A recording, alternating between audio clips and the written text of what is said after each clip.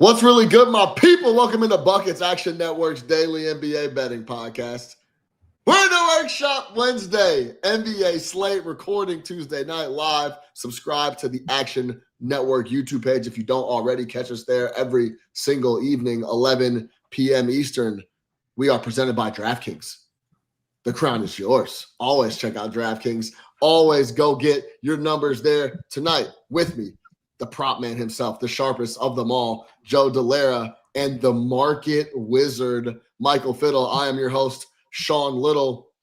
Is what we're going to do. You know how we get down. We get the play, we get the cap, we get you guys out of here. We're going to start with what we learned this week, tonight. When we talk about betting the NBA, we'll go through our 3-star, 2-star, 1-star bets. 3 is the best. 1 is not the best, but it's a play. And then we'll close it out with the Shack Pack double parlay. JD, Joe Dellera, what's happening, baby? I'm back on the mic with you. I haven't talked to you in a couple weeks. I know, it's been a minute. I mean, we've been talking in our little Knicks chat we got on the side, but tough night for our Knicks. As we got to make this a Knicks podcast every time, but tough night against the Boston Celtics. But I mean, it just shows that Boston Celtics team, the way they shoot threes, they're going to be in there every single game. Like, I keep underrating Boston, I think, like every single, like, continuously throughout the season, but their advanced metrics look decent. I mean, they're 7th in adjusted net rating so far this season. So Boston is a team that I continue to be like low on, I think, overall, but the numbers love them, the math loves them. Yeah, we'll talk about that and what we learned. I got something on the Celtics. Good first quarter for the Knicks, bad rest of the game. Michael Fiddle, what's happening, baby? Pretty good. Great night for me so far. I was on Buckets last night. So far, the 2-star and the 1-star hit. It's 11:15 and still no Thunder's Warriors has even started yet. So that 11 p.m. actually 11:17 game makes no sense. But my 3-star will have to wait. But yeah, good night. Tonight I learned in the association that Hugo Gonzalez was a pro since he was 13 from Reggie Miller. Big takeaway was that Hugo's been a professional basketball player since he was 13. I feel like Reggie says these things early in a game and then just gets so fixated on them for the rest of the game. He just won't let the point go. Anytime Hugo makes a good play, he's like, at 14, he was going against grown men. I love it. And shout out the research kid, whoever gave Reggie that little nugget, because Reggie definitely did not get that himself. Trust. All right, let's jump right into it. Fiddle just laid out what he learned. Oh, really quick, actually. I've said this before. I'll say it again. If you have the ability, I know if you're on the East Coast, Joe Dellera's on the East Coast as we record this right now. It's 11:15. And as Fiddle mentioned, Warriors Thunder has not even tipped. And that's one of the best games of the night, for sure. You can call it Knicks Celtics, then second best game is Thunder Warriors. If you are able, go to sleep early. Get up early with a cup of coffee and watch the game then. Don't touch your phone. Don't do any of that. Go to sleep right now. We'll watch Buckets first, then go to sleep. And then get up early, have a cup of coffee, watch the game. When I was living in New York, I did that all day long. It was the best way to get up in the morning was watch like Lakers, Nuggets with a fresh cup of coffee. All right, JD, Joe Dellera, what did you learn this week, tonight, when betting the NBA? I'm like still processing what you just said. I think honestly, like that's. Well, you have a kid and you're a lawyer, so like that shit wouldn't work for you. I probably would. I don't know. Like maybe it would work, but I think I would just look at the box score. Like I think I would wake up and be like, yeah, see, no, man, you gotta fade it. You gotta fade the box score. Leave the phone in the other room. Leave the phone by the coffee pot. Dude, I got 2 phones. Like they're always buzzing. Like, got 2 phones. One need a charge. I got twins. I could. So, all right, JD, what'd you learn? Talk to me.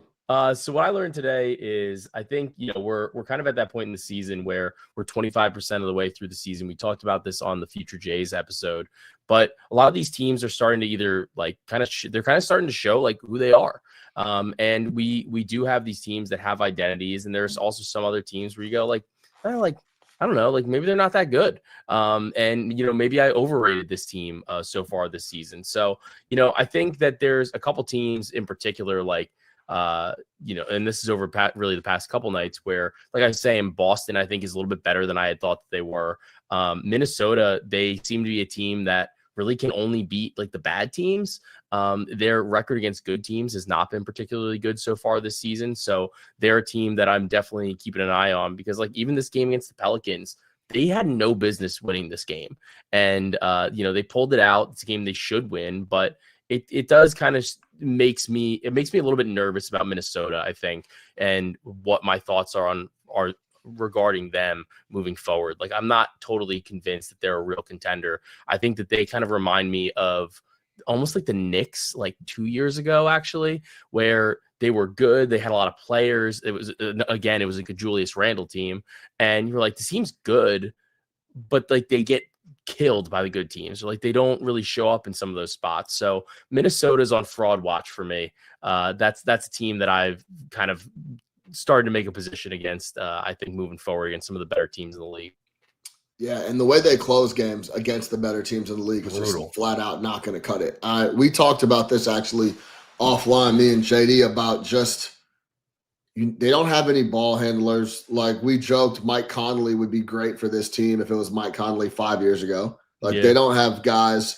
The Dillingham experiment for me is done.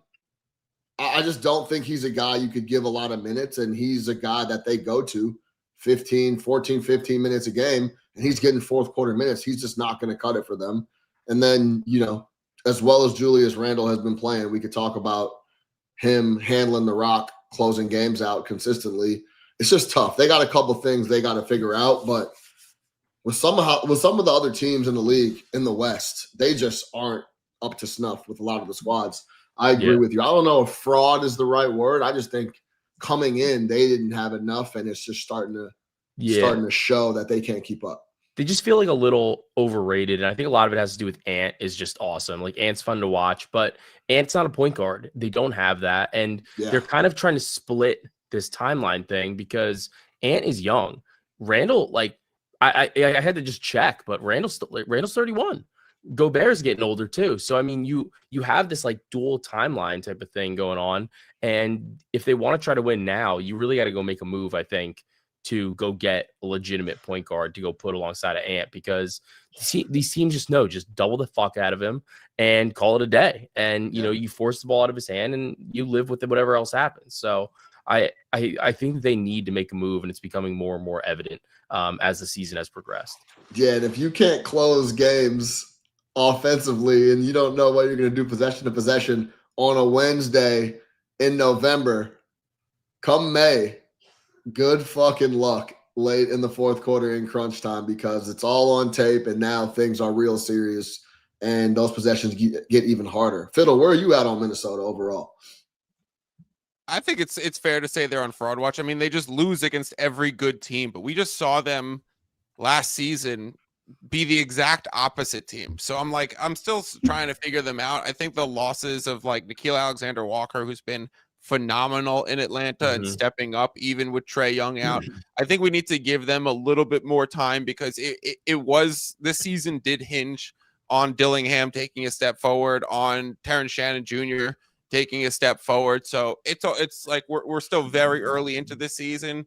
I expect them to be a back half of the West playoff team, maybe a 7-8 seed play-in team.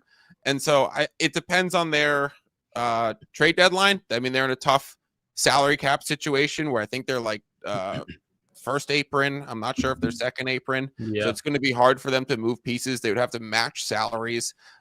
They do have some assets that some teams would be interested in, but it's really, let's see how these guys develop. I'm a big fan of Chris Finch, so I'll just leave it there. Right. Like, I think they have a really good coach to potentially help them develop and straighten it out. But this season, I agree with Joe. Right now, early, like, you got to fade them against every good team. And it's not a bad idea to just be like taking some long shot Pelicans money lines against them pregame and like waiting them to have their ridiculous second half run, because that's what they seem to do, is like not take teams seriously or not string together good basketball for a quarter and a half of games. So I understand where Joe's coming from. Just long term, I'll see where the concern level is. I'm still giving it time. What I've learned is Jaylen Brown for the Boston Celtics is up for it. He's up for it. I coming into the year and coming into I would even say like November, I was still like, I don't know if he can handle this or if he's up for the load and the offensive pressure that's going to be asked of him, of course, without a bunch of guys and the different lineups are going to be running, and of course, without Tatum being around. But this guy in November was unbelievable. November 1st against Houston, he had a bad game. That was the only bad game he had all month. If you look at his last 5 or 6 games, he scored 35 versus Orlando. He took 26 shots. He scored in a win. He scored 33 versus Detroit on 32 shots. Followed it up at Minnesota, 41 on 32 shots. He then has a stinker versus Cleveland, 3 of 13, but they get the W. 19 points, 3 of 13 from the floor. Then tonight against the Knicks, he scores 42 on 24 shots, 16 made, 67% from the floor. And at the beginning of the second quarter, or at half, they asked him, "Hey, what changed in the second quarter there when you started going crazy?" He scored 14 points. He was scoring as many points as the Knicks through that second quarter to start. And he basically was like, "I didn't like how I played in the first quarter, so I stepped my shit up." That's basically what he said. So it takes a special mentality in the NBA to go out there and shoot the ball 32, 33 times, multiple times in back-to-back nights. And I didn't know if Jaylen Brown was just going to be willing to do that. And it looks like he is up for it. So salute to Jaylen Brown. As Joe mentioned, Boston may be a little better than we anticipated. I think Nimi Keita, him being in the middle has been a big plus, I'll say. I wasn't expecting him to come in and have that big of an impact. Coming into the year, he had started 6 games. Now he's the feature big man for Boston. He's been playing really well. So, yeah, I'm with Joe on the Celtics being better than advertised, and I'm in on Jaylen Brown being able to handle the load. 28, 6, and 5 on 50% from the floor to start the year for a team that is asking him to put up tons of volume, and everybody they play knows he's going to get tons of volume, and he's doing this thing anyway. Still turning the ball over, but that's for another podcast. All right. Before we get into the 3-star bets, let's hear from our guy, Matthew Moore. The Buckets podcast is sponsored by DraftKings, and in partnership with DraftKings, our listeners get a great offer. Right now, new customers can bet $5 and get $200 back in bonus bets. That's right. New customers turn $5 into $200 if your bet wins, paid instantly in bonus bets. If sports betting is not yet available in your state, don't worry. You can still join in on all the fun with DraftKings Daily Fantasy Sports and have the shot to win cash prizes. To get started, use promo code BucketsNBA when signing up. Again, use code BucketsNBA when signing up with DraftKings to get on board. The crown is yours. That's right. The crown is yours. Shout out our guys at DraftKings. Let's jump into it. This is why you're here. Let's pick a winner for the people. 3 stars. Joe Dellera, I'm going to come to you because me and my guy, Mike Fiddle, are going bang, bang, head to head. So we'll kick it to you first. Give me your 3-star play for the Wednesday NBA slate. So I like Davion Mitchell over 6.5 assists. If this goes up to 7.5, I think I'm going to be okay there too. The big thing for me is the first game with Tyler Hero back, he only had 4 dimes against the same Dallas Mavericks team, but it was still on 10 potentials. And I think that there was just a lot going on in terms of, how that was starting to mesh for this team. Since then, though, I think that he's really being able to work as a true facilitator. We're starting to see what the rotations are looking like between him, Norman Powell, and Tyler Hero in particular. And he's generally playing with one of them on the floor. And I think that it's kind of helping to loosen them both up.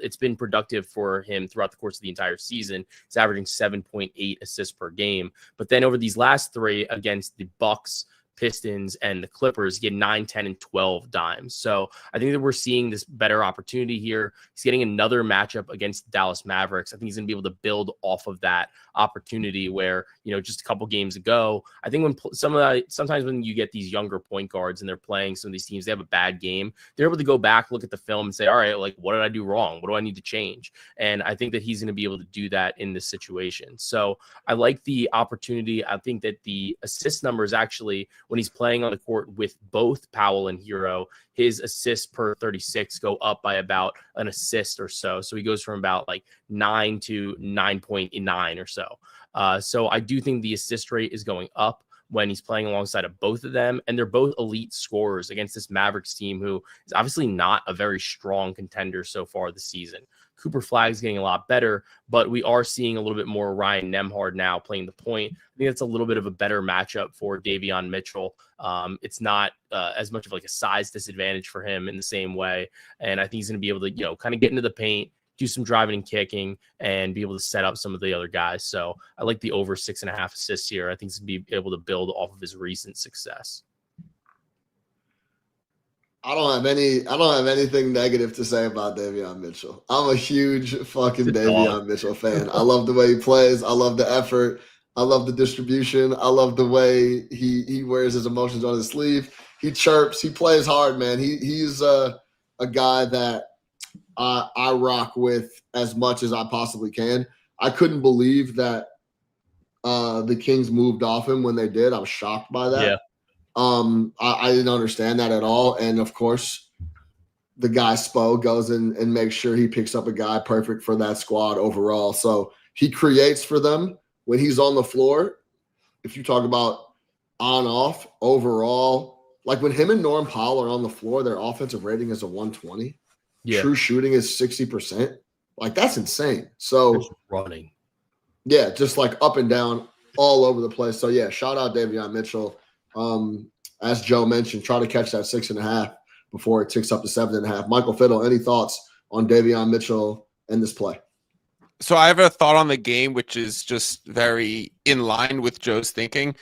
These Mavericks starting Ryan Nembhard and being a little thin in the front court, getting AD back, but Lively being injured, PJ Washington being banged up, Gafford being banged up, they're playing so much faster and smaller. So if I like run model and check market ratings for the total in this game, it's like 235. And what we're actually seeing is 240, 239. And so there's like a movement in the market to say this Mavericks team and this version of the Mavericks are just different from what their season numbers to date are, right? So market ratings and model are both going to use stats from this season and closing lines from the season.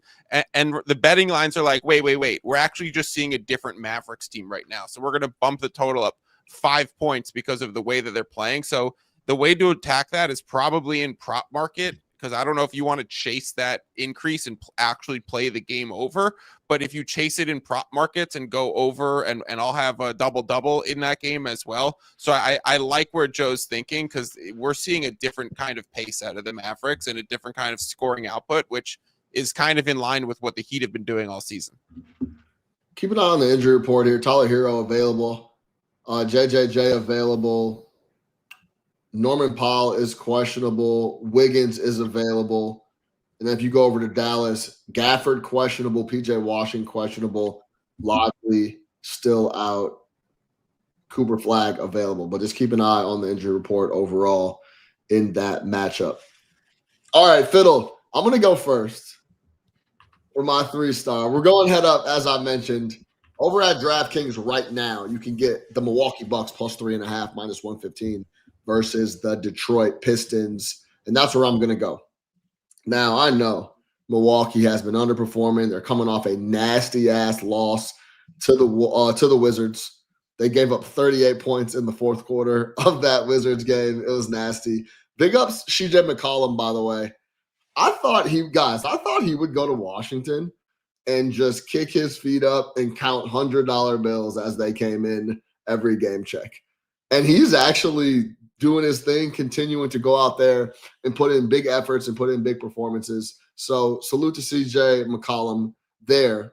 But last time these two teams played, Milwaukee and Detroit, the Pistons shot 63% from the floor, which is absurd. No Giannis in that game, of course, which is big, but they were just absolutely lights out in that matchup last time they played. I like the spot overall. Pistons played 4 straight road games. If you go back and look at the Pistons game log here, they played 4 straight road games. They then went home to play Miami or Orlando and went back and forth. They had to go to Detroit, back to Florida, back to Detroit. And they played 3 straight one-possession games, just absolute grinders, capped by that game the other night versus Atlanta. That was very, very tight, 99-98. Cade had to go up and under on a reverse, which was absolutely filthy to close that up as they were trying to run the clock out. So overall, the Bucks coming off a really bad loss to the Wizards. They're at home. Now Detroit is, well, what did my boy Jay Money used to say? Teetering on a loss. He used to say they're teetering on a loss. I think combined with the schedule, the last 3 games being extremely tight and extremely grindy, I just like the spot for Milwaukee coming off a really bad loss and getting 3 more than a full possession in their own building. I'll take the Milwaukee Bucks minus 115. Joe, what do you think? And then we know what Fiddle thinks, so we'll come back to him. So my thing with this game, and honestly, my big thing with the Bucks is like they obviously just kind of go by whatever Giannis does. But the other 2 guys that they're really relying on are Ryan Rollins and Kevin Porter Jr. And I don't love the matchup for them against this Detroit Pistons team. I think that Rollins has really struggled to find like where his usage is when Kevin Porter Jr. is on the floor. And like we just saw Kevin Porter Jr. put up a 30 spot the other day against the Wizards. It's probably going to regress. He's probably going to shoot the ball way too many times in this spot. So I think I would honestly lean a little bit closer to the Pistons. I have on the season, I bet Pistons head-to-head wins against the Bucks. So I'm already kind of on the Pistons side for this. Oh, so you just sold on yourself. So it doesn't everything you just said, no, because I think they're better. Yeah. So, but yeah, I mean, hopefully they just win by 3.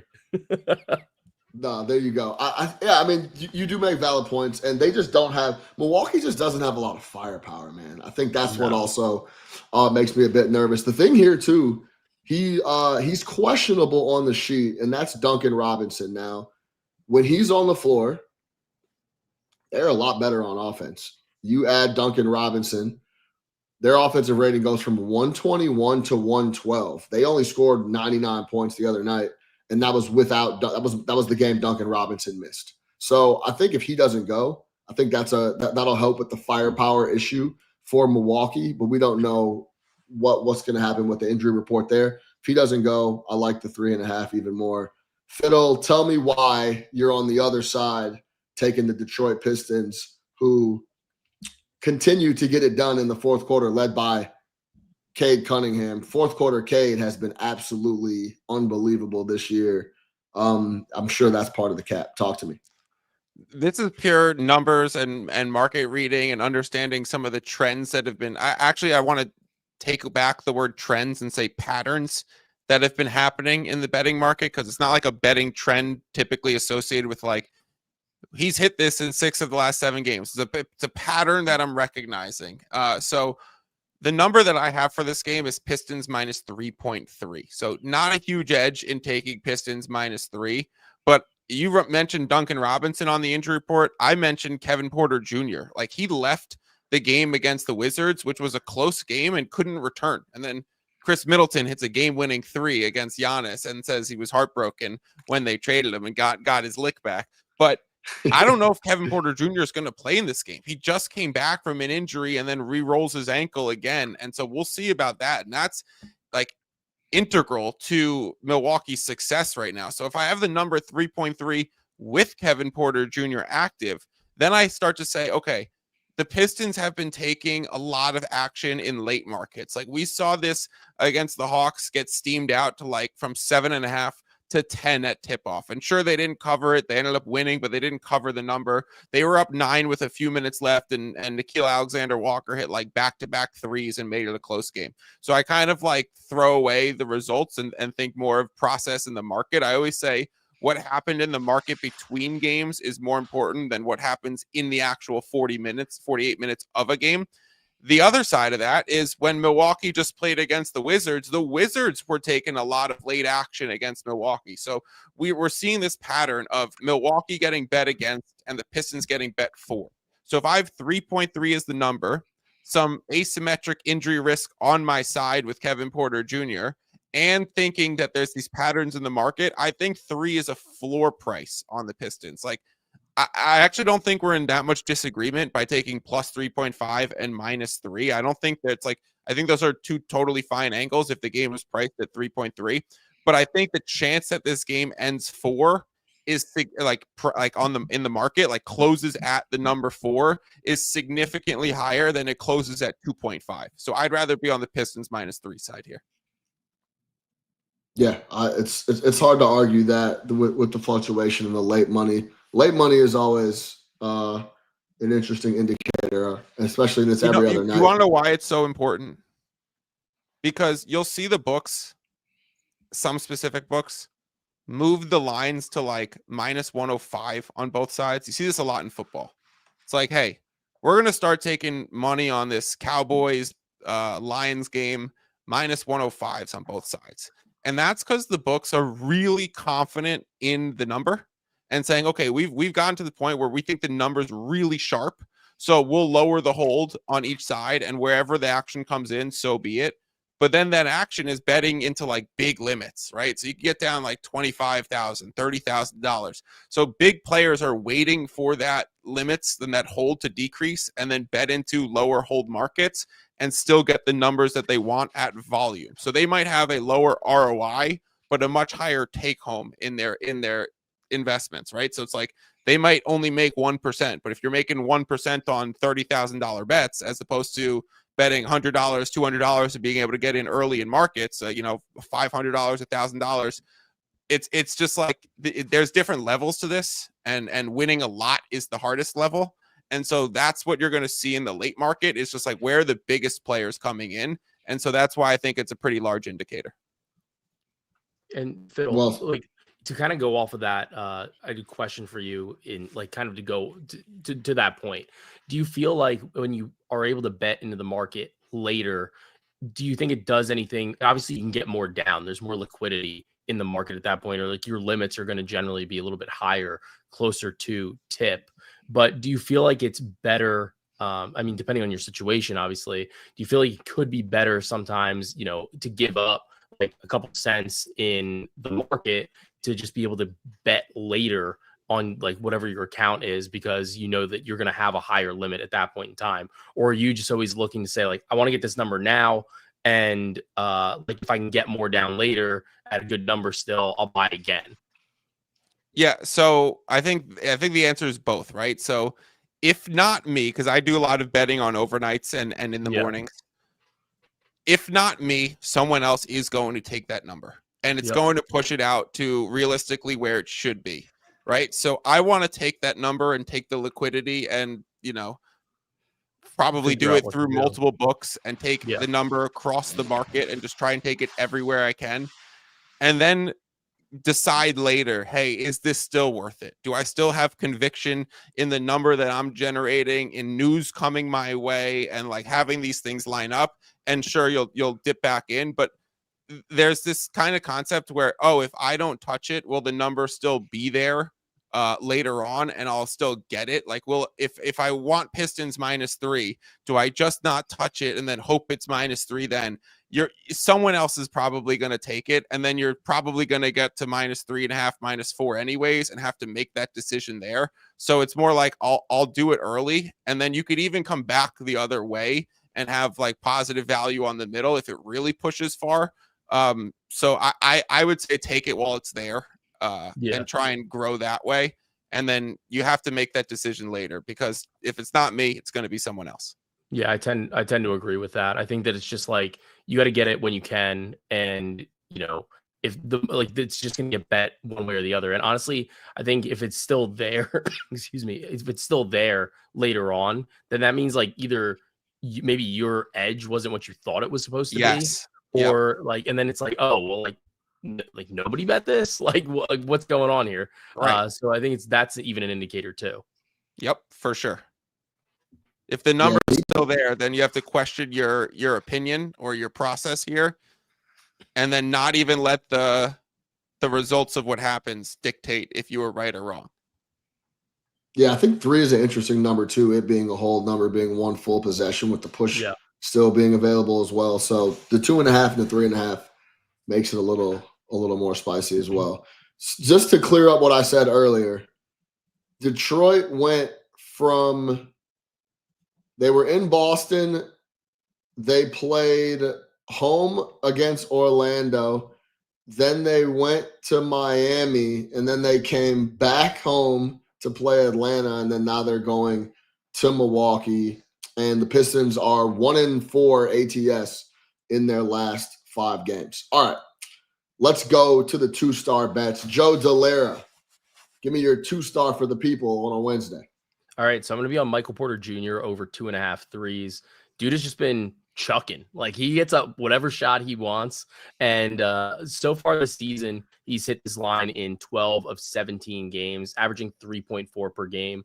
I think in this matchup against Chicago, we're getting this 2.5 line in large part because they actually do like a decent job of limiting some of these opportunities. However, in terms of the actual conversions, I think that Michael Porter Jr. is somebody that is efficient from 3-point range. And when he wants to get them up, he's still good. And the big thing here is that he's really taken a lot of his on above the break threes. Some similar players to him, like also had success, like Trey Murphy just had 4 against them a couple weeks ago. So I do think that, between like Jeremy Grant had 5, Lauri Markkanen had 6, DeAndre Hunter had 4. I think that Michael Porter Jr. is kind of in that style of player. And he just is coming off a 7 3-pointers made game against the Charlotte Hornets. Dude's feeling hot. And honestly, like even over the course of the season, for the most part, he's still at least getting 2. And a lot of times when he's getting 3, he's getting 4. So I don't mind if you played over 2.5 and maybe sprinkled a little bit on 4+ as well. I think that Chicago plays extremely fast. And even though Brooklyn plays slow, I do think there's an opportunity to kind of pace up this Brooklyn team, get a couple extra possessions, and allow Michael Porter Jr. to just keep shooting the rock. So I like over 2.5 threes for Michael Porter Jr. Yeah, overall, it's interesting because we know Chicago plays fast. Brooklyn plays snail's pace. Chicago plays, their whole thing is play a little bit of perimeter defense, then get out and run the floor. So the perimeter defense has been there. They're top 10%, 11% in 3-point percentage allowed to opponents. They're just such big, like there's such different squads. This game was really tough for me to handicap and try to look into. So, but I will say, if you're watching this on YouTube and you see this green banner at the bottom of the screen, that's how green Michael Porter Jr.'s light is playing for the Brooklyn Nets. He can do whatever he wants anytime he touches it. So you always want to look at guys that are going to get the volume. Fiddle, any thoughts on Porter Jr. and just that overall Bulls-Nets matchup? I think it's kind of interesting. So I actually have a very specific basketball thought on MPJ right now. What the Nets are doing with him is having him set the high screen, and he's doing it like right at the 3-point line. So, and then he does not roll. He is not setting a pick and roll. He is always setting a pick and pop. So he is setting the screen, and he's doing a lot of dribble hands off and setting the screen, and then letting the ball handler go around and try and bring the defense. And then he's taking a step back where he could hit like a long 3-pointer, and he's always looking for it. So I like the angle because the way that he's being used is like a focal point of the offense right at the 3-point line. So they're playing off of him being a threat at that 3-point line to initiate a lot of their action. So de facto, he's going to get at least 5 looks in like these sets. And then there's all the transition opportunities he's going to have. So yeah, I like this a lot. I would probably tell that one myself. Yeah, just under 50% of his looks from the field this year have been from 3. So, I mean, that's just what it is. He's shooting – he has 95 attempts from 25 to 29 feet. That's the most he's taken this year by a wide margin. So, it's either he's taken 180 – no, yeah. What my math is, he's taking 163 shots from 20 feet or more. So it's all perimeter stuff all day long for Michael Porter Jr. That reminds me what you said, Fiddle, of playing pickup at like LA Fitness, and you're trying to run a pick and roll, and the guy is just like you just end up standing next to your teammate. Like, dude, what are you doing, bro? Dude, like at least use get out of the way, use the pick, do something, bro. Like, what are we doing? So yeah, I mean, I used to joke Michael Porter Jr., and I wasn't really joking, I guess, that he had the easiest job in the world in Denver. He wasn't really asked to do much of anything but shoot wide open looks that were essentially handed to him by Jokic. So, yeah, I mean, what's going on in Brooklyn doesn't surprise me at all. It's actually a great spot for him to just go hang out and play NBA hoops with low pressure and cash out checks and do what he wants to do, which is shoot 3 balls. All right, Michael Fiddle, give me your 2-star bet for the Wednesday NBA slate. So I think my 2-star bet actually illustrates what I was talking about earlier with being able to bet it at multiple places and just whatever the number is, being willing to take it. I like the Miami Heat money line, and I'm playing it to minus 170. And there's 3 places right now where it is better than minus 170 or better, minus 170 at DraftKings.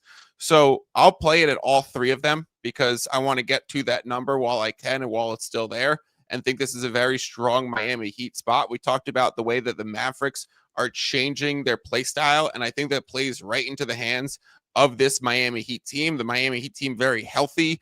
Getting Jaime Jaquez back is fantastic for their bench. So I know I like to lay the juice, or that's what people make fun of me for. It's when you actually look at my betting portfolio, the average odds that I bet into are like minus 103. So I don't often I'm willing to do it whenever, but it's not actually like that often I do it. I'll lay 1 unit here and just bring back a little more than half a unit. So I'm on a minus 170. I think it's bringing back like 0.6 units. So I like Miami. I don't want to lay the points because the points is right where I have the number. I'm not sure that's going to increase that much. I think this is a spot where money lines work in ranges of spreads. And so we're going to see this get out to like minus 180-ish, minus 185. And it's going to stay at 4 minus 115 or 4.5 minus 105. So I think the biggest value grab here is Miami Heat money line. And I like the matchup spot a lot. Yeah, we talked about this earlier. We talked about the matchup. We talked about Davion Mitchell. We talked about the injury report. Keep an eye on that. Who's going to go for Dallas and Miami here? I think affects the number and the outcome of the game quite a bit. All right, for my 2-star play, I'm going to go Denver Nuggets, Indiana Pacers over 236.5, minus 112 over at DraftKings. I seem to somehow find myself every Buckets pod needing the Pacers to score points, which is not a comfortable place to be, but I continue to do it, and this is why. Last 5 games, the Nuggets are absolute dead last in the NBA in defense. The effort isn't there. I don't know what's going on overall with Denver on that side of the rock. They've lost 5 games in a row at home. They're coming off a bad loss to this Dallas Mavericks team that we were just talking to. Now they get an opportunity to go play the Pacers in their building. In the last 5 games at home for the Pacers, the offensive rating is 115. That's middle of the league. They have had a little bit of success offensively in their building. And I think the way Jokic and the Nuggets and Jamal Murray respond is just more offense. More ways to put the ball in the hoop. They're going to need some time to figure out the defensive side. I don't think going on the road to Indiana is this spot where they show up and just put on a defensive performance. So I think 236 is low. I think this game is in the 240s. I'm going to go over 236.5 minus 112. And Dellera, I'll get your thoughts as well, Fiddle. What's up with Denver overall? Because I was very bullish coming in. I picked them to win the title. They look pretty shaky. I mean, they got a million injuries right now. Not having Aaron Gordon or Christian Brown is a lot to deal with. I mean, they're both just athletic freaks that I think play perfectly alongside of what Jokic likes to do. And it's actually kind of crazy that the record is even as good as it is, because Jamal Murray has been preposterous to start the season. He's been like all-star level Jamal Murray. He decided to show up before the all-star break this year. And I think that is really what's kind of keeping Denver afloat. Like, Jokic is obviously going to do what he's going to do, but it has seemed like the past couple games, last game he was really good, but the 2 games prior to that, especially that last cup game, he just it didn't seem like he showed up. I'm not sure what exactly that was, but just, maybe just a bad game from him when we're so used to greatness. But I think this Denver team is going to be good in the long haul. I think they have a lot of optionality, a lot of guys that can play alongside of Jokic, but they're just kind of going through it right now with injuries and missing. Realistically, they're missing like 70 minutes a game between Gordon and Brown, and just the 2 of them. That's a lot. That's really tough to make up, especially with the effort that those 2 both play with. Yeah, I think that's well said. We got guys like in the last game. Obviously, I'm a Peyton Watson guy. I like his game above the rim. I love it all, but 35 minutes for him is a stretch, and that's what he played the other night versus Dallas. So, Fiddle, what do you think? Of course, we know Brown and Gordon are key guys, title-winning game effectors for the Denver Nuggets. Any other thoughts on overall on why they're struggling?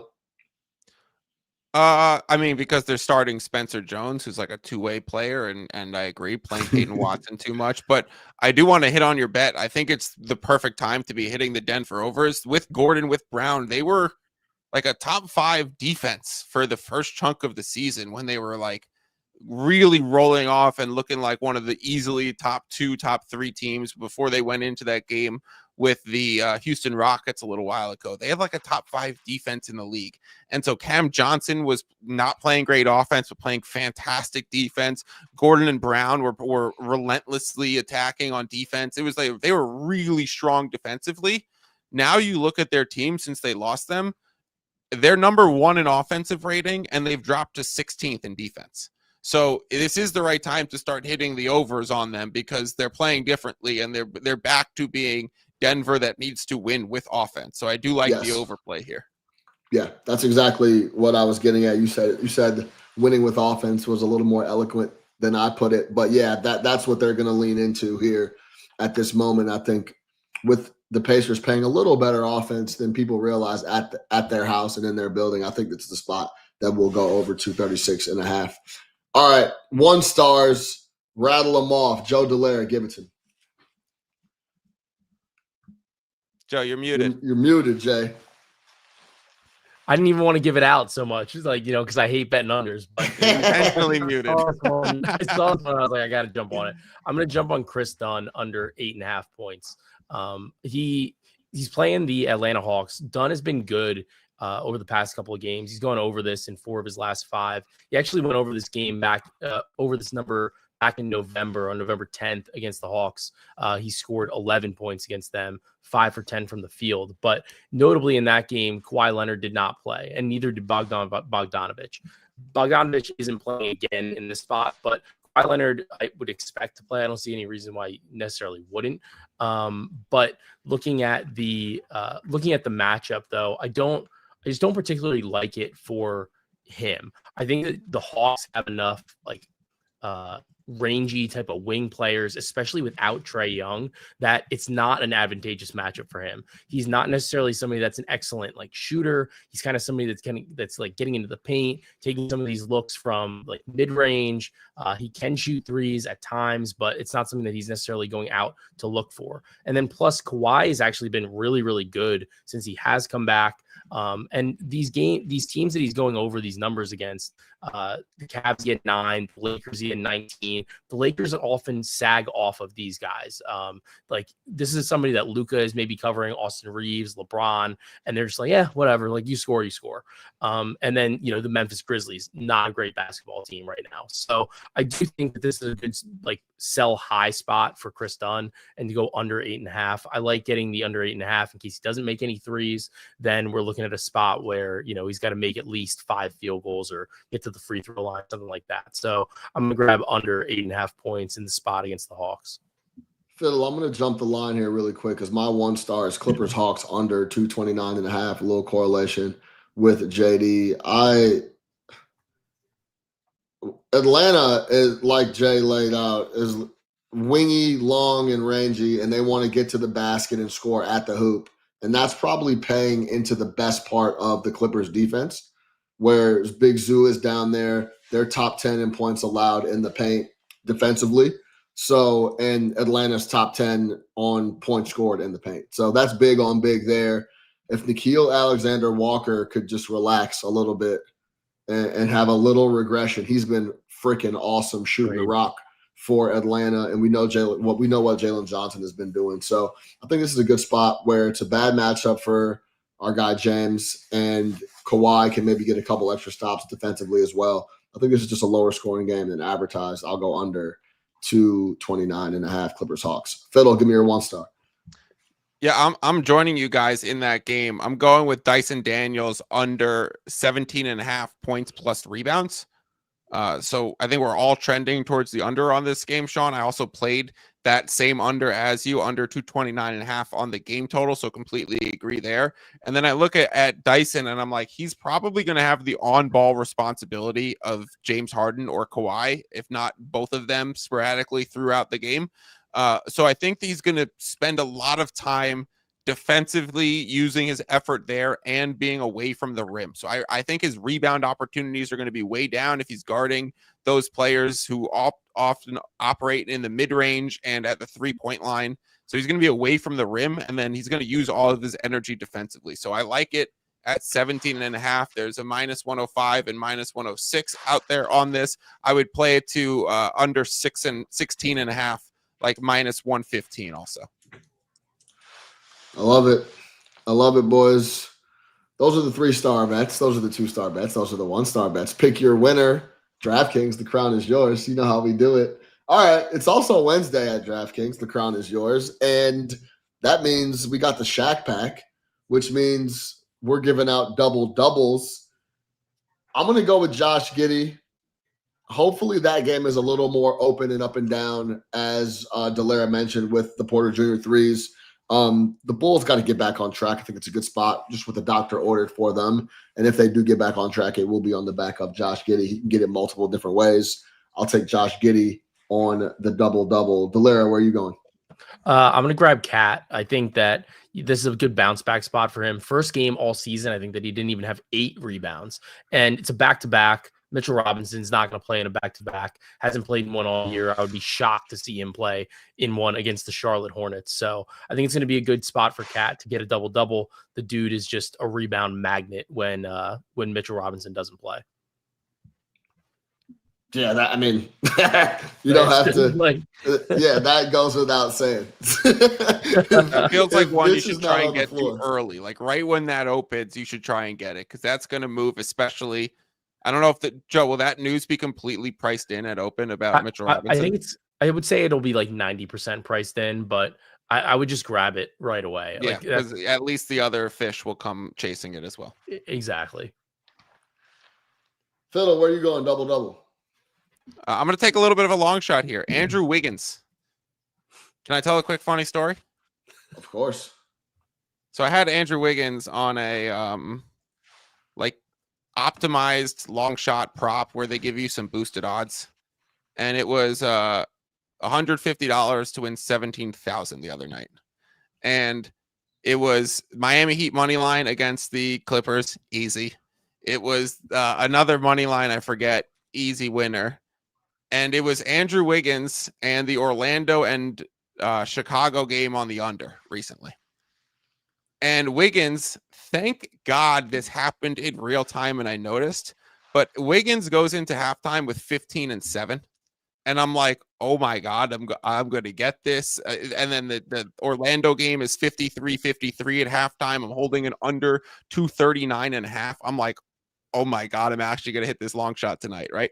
I was worried about the blowout, but I noticed mid-game, Andrew Wiggins gets stat corrected and taken a rebound off. So they take a rebound away from him. He ends up with 9 because he had 10 and it flashes to 9. So he had the double-double and it was taken away from him. And thank God I noticed in real time, because I would have put $5,000 on the other side and hedged the total real quick. And like you could get caught where you end up losing both. And like, what are you going to do? Complain that you got stacked? Like you're just screwed in that situation. So like, I would have like went immediately to go hedge the total and like would have been in a sweat there. I mean, it ended up going over and I would have won that hedge, but realistically, you would be in such a terrible spot if you start hedging early in your boosted parlay or however, if you're just doing parlays in general. I try and optimize them as best as possible. But if you're doing it and you get stat corrected away, and thank God I actually noticed in real time. And I'm not one to complain like, oh, he had 10. No, I was watching the game. I'm pretty sure he had 9 and he was credited an extra one. So it's the right count. But the reason why I took Andrew Wiggins, and I'll do it again for the Shaq Pack coming up, is because with Tyler Hero back, they're starting Wiggins at the 4, right? Mm-hmm. So he's now not playing with Bam and Khalil Ware. He's playing with just Bam. So he's being used as a rebounder. And we've seen whenever Wiggins starts to pop and play great, he's a fantastic rebounder. So in this game where there's going to be injuries to the Mavericks front court, when there's going to be a fast-paced game here with Wiggins getting a lot of minutes at the 4, I actually really like Wiggins on the double-double. I have true odds of it projecting at 16-1. I actually think you might get close to like 25-1 when the lines finally come out. So I'll be going Wiggins, anything over 16-1, Wiggins double-double. Yeah, these numbers aren't out yet on DraftKings, but keep those in mind as we give them out Tuesday night, 11:02 Central, midnight over on the East Coast. I got Josh Giddey. Dellera has Cat, Fiddle, Andrew Wiggins, DraftKings. The crown is yours. All right, that's your Shaq Pack double-double breakdown and the 3-star, 2-star, 1-star breakdown. We gave you 9 picks. Pick your winner. Here's the recap. I'm on Bucks plus 3.5, minus 115 versus the Pistons. Nuggets, Pacers over 236.5, minus 112. Clippers, Hawks under 229.5. JD, Joe Dellera, the prop man. Davion Mitchell over 6.5 assists. MPJ over 2.5 triples. Chris Dunn under 8.5 points. Mike Fiddle, Detroit Pistons minus 3. We're going head up there. Miami Heat money line minus 117. That's not right. It should be like right around minus 170. Yes, correct. 170.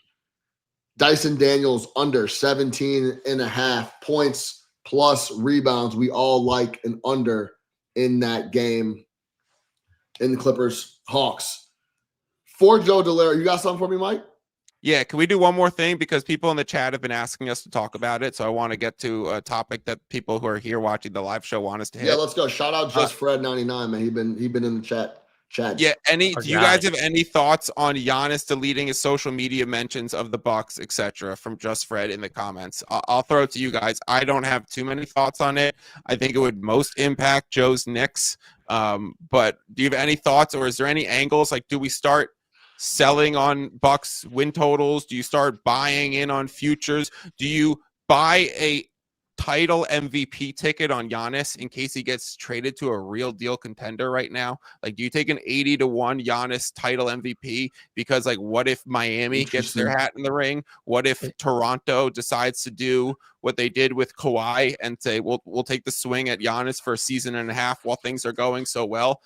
Is there any way to bet this, and any opinions on it just in general of Giannis deleting his social media mentions? It's just so hard to make an in-season trade for a player with Giannis's salary these days. Like, the way that the new collective bargaining agreement is, it's like, it's brutal, because you have to have almost like the same dollars in, same dollars out. And a lot of these teams that are in the apron are the ones that are generally contending, and they're the ones that usually want to make this type of move. I do think, though, with a player like Giannis, he's so good. He could elevate some of these teams that maybe weren't traditional contenders in the first place. But then like the team is going to be going through such a complete overhaul. It's very difficult because, I mean, I think most teams would say, yes, we are. Really, like every team would say we would be better with Giannis Antetokounmpo. The question is, though, like, how do you get that to fit? And I think that even like last year, like, I'm not saying that Cat is Giannis. It would be great if they could trade that Cat for Giannis, but like, that's not the point. But like when Cat got brought to the Knicks so close to the season, it was difficult. Like, it was awkward at the start of the season to see how that went. Giannis is even like honestly more ball dominant than Cat. And like, I don't know how that would necessarily fit into whatever team he goes to. I do think, like, you know, if you did want to go bet a Giannis play, like finals MVP probably makes the most sense. If you just said, well, hey, like, he's going to go somewhere, he's going to be incredible. But honestly, too, the number on that, even if he gets traded somewhere, is still probably going to be still pretty good. Because right now you're betting it and you'd be looking and saying, well, like, if you need him to get traded for it like to be. Yeah. Sometimes you might want to get the information of the trade happening and then play it quickly. But it is 80-1 out there, and you're kind of hoping he does get traded, because if he's on the Bucks throughout the season, that's lost money. Yeah, I do think you could wait until, what is it, December 15th is when everybody's contracts kind of get opened up where people can get traded. So I think that that's generally the spot. Like, you may as well wait and hope he doesn't get hurt again. Because like Giannis is a guy that does get hurt. Like, he's getting older. It's not out of the realm that he could tweak something, whatever, the next week and a half before that December 15th date. And then, you know, then you're really sitting on a dead ticket. It's Pistons, Toronto, Miami, and Cleveland in the East. I would perk my ears and eyes up if I'm those teams. Like, if you're the Cavs, do you offer Jared Allen and Darius Garland? Yeah, for sure. What? But I also don't think Mobley, Giannis, because like, remember how they had all that talk about LeBron and you have to get rid of Garland and Allen. Well, Garland and Allen are both struggling. So if Giannis asks out, like, does Cleveland get their hat in the ring? Does Detroit? He's obviously going to want to go to a big market. Toronto's going to try. They will try, and they have assets. Miami will try. So those are the teams that would really excite me. If Giannis gets traded, I hope I'm on the instant buckets reaction pod. Toronto would be interesting because it sucks when you finally got a little bit going, and it's like, yeah, you know what? Pack all these dudes up and go. And let's go get somebody else. You know, it'd be like RJ Barrett, Pirtle, and assets. Yeah, it's always interesting. Yeah, I mean, there's a lot of guys making decent money over there too. So yeah, it is interesting. And Barrett and assets, it'd be something like that.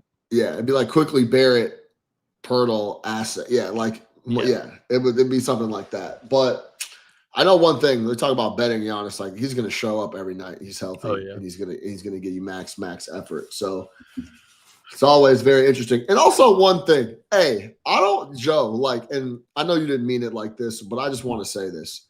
I don't want to hear from my front office that, man, it's a lot of money. He's the apron this. Yo, figure that shit out. That's why you're sitting in the office.